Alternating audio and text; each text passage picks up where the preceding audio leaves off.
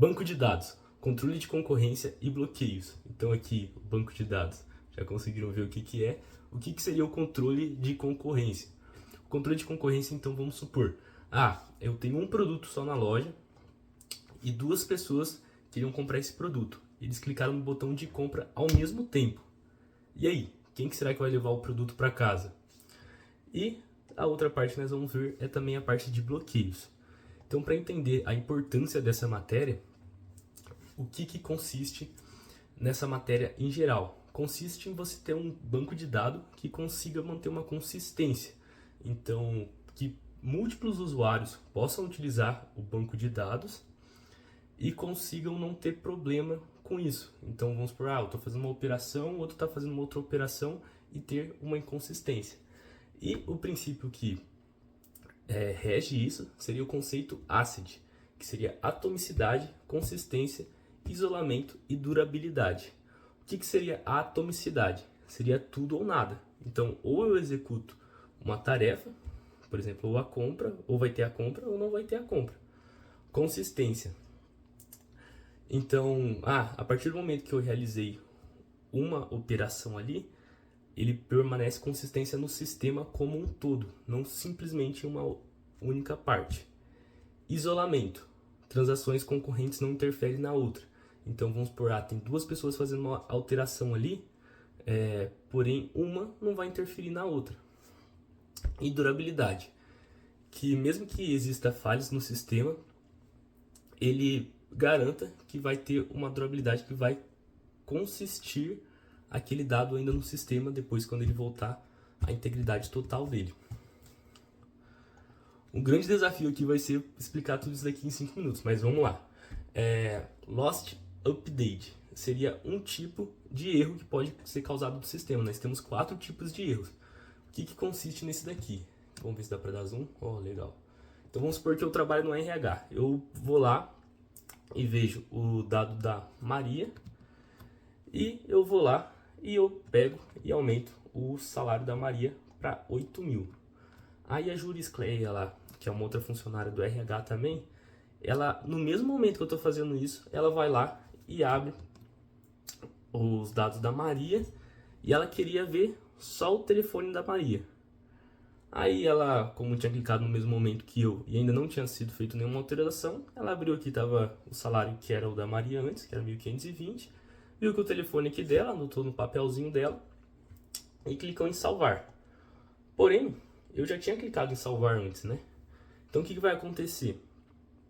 Como eu tinha salvado lá o salário dela de 8.000 e depois a Juriscleia salvou esses dados aqui da Maria, então no sistema depois ele vai ser uma atualização perdida, ou seja, não vai ter essa atualização aqui dos 8.000 reais.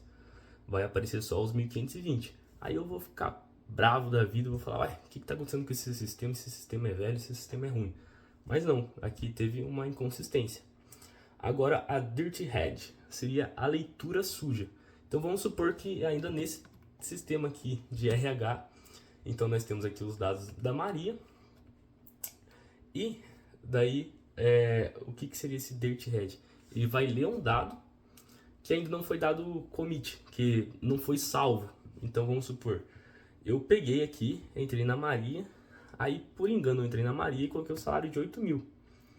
Aí a Juriscleia estava lá vendo os dados da Maria e falou, a Maria tem salário de 8.000?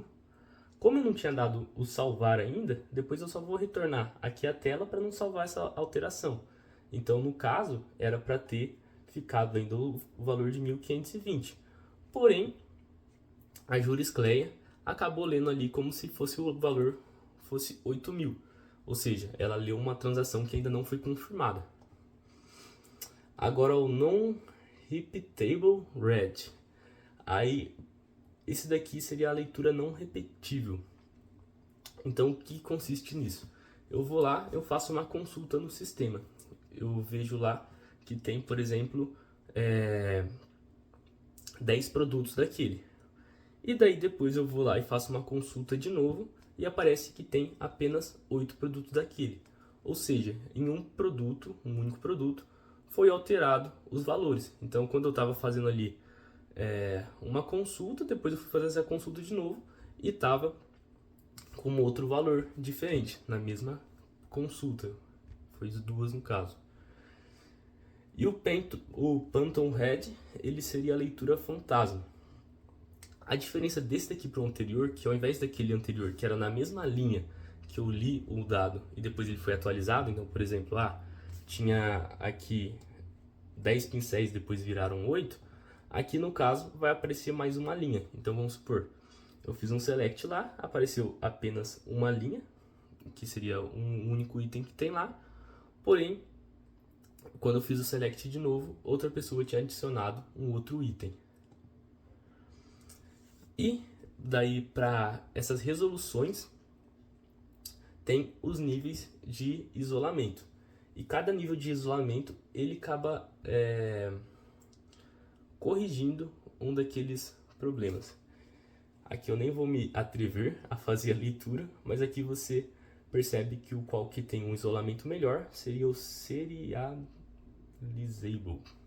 Acredito eu que é assim que se pronuncia. Já os outros, tem algumas coisas que ainda podem ocorrer nele. E agora nós vamos falar aqui dos locks. Aqui para falar dos locks, eu gostei daqui, coloquei a foto do lock e coloquei ele segurando um semáforo. Por quê? Os locks, que seriam os bloqueios, ele funciona como se fosse um semáforo de como que pode funcionar o sistema. Então, os bancos de dados utilizam para implementar o controle de concorrência, impedindo que transações concorrentes interfiram uma nas outras.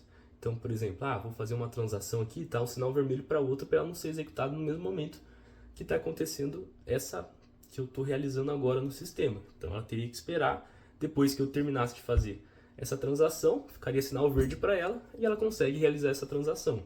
Então, seria essa analogia. Aí aqui os locks, eu coloquei eles de 3 cores. E daí você vai ver que legal, porque vai ter o lock vermelho, o lock verde e o lock amarelo. Então, o lock vermelho, quando o sinal está vermelho, você estaria passível de fazer alguma situação. Então, você estaria, por exemplo, no caso aqui que é o shared lock, você estaria fazendo somente a leitura. Então, esse lock é apenas para operação de leituras, que aqui poderia ser o comando select em algum banco de dados. Aí, depois nós temos o exclusive lock. Então, quando o sinal está verde, ali eu poderia estar ativo ali em uma situação. Então, nesse momento aí seria o momento da escrita. Então, é utilizado para operações de escrita.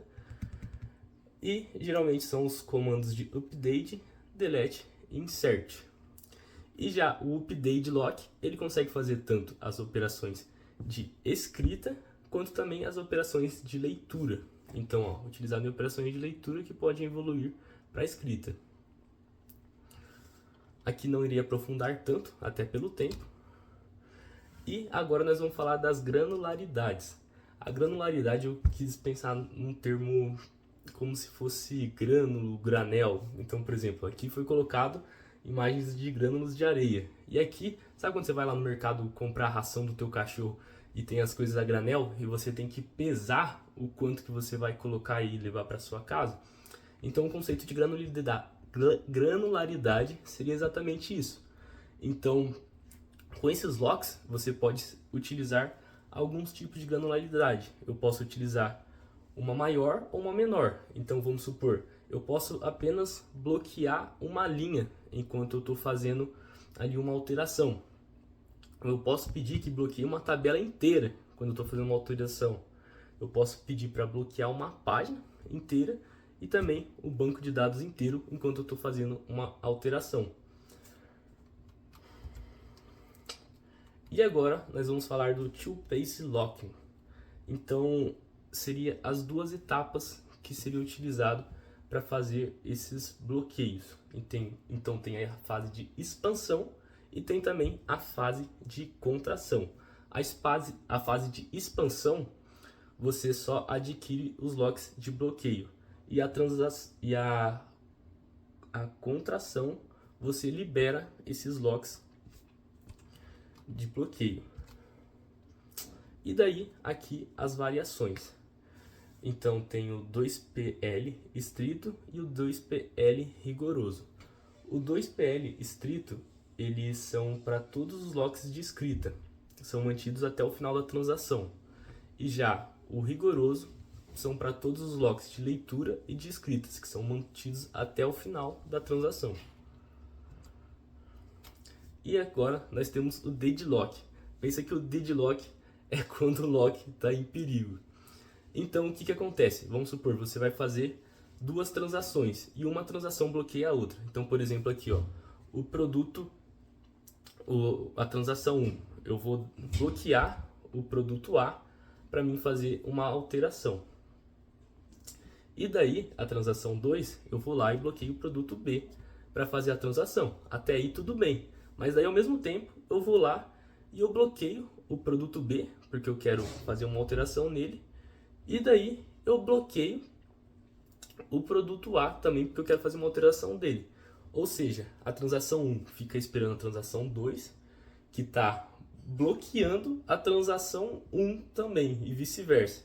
E daí, como que funciona? O que acontece com o sistema? Ele simplesmente para de funcionar? Não, aí tem algumas formas de que o banco de dados lida com isso. Então, tem a detecção. Como que o banco de dados detecta isso? Ele vai ali ter os relatórios dele e quando ele detecta um ciclo de espera de T1 e T2, ele mata uma das transações, que daí ele dá o rollback. Aí ele tem alguns critérios para fazer isso, mas primeiro vamos falar do timeout. O timeout, como que funciona? As transações têm um tempo limite para serem executadas. Então, por exemplo, eu estou fazendo ali a T1 e está demorando mais de 30 segundos de espera. Então eu posso simplesmente dar o rollback, né, que é para voltar para o estado anterior. Ou seja, o conceito de atomicidade, ou tudo ou nada, ou realiza aquela transação ou não realiza. E daí tem alguns critérios de seleção de vítima que o banco de dados utiliza. Um deles pode ser a transação mais recente que vai ser a bloqueada. Então, por exemplo, antes eu já estava mexendo ali no sistema, depois outra pessoa foi mexer, então a dele que vai dar o rollback e a minha vai continuar, vai passar. A quantidade de recursos já utilizadas, então tipo, vamos supor, eu vou lá e vou fazer uma transação grande. Aí eu pego e estou mexendo no banco de dados completo ali. E daí vai uma pessoa ali que quer atualizar só o preço de um produtinho.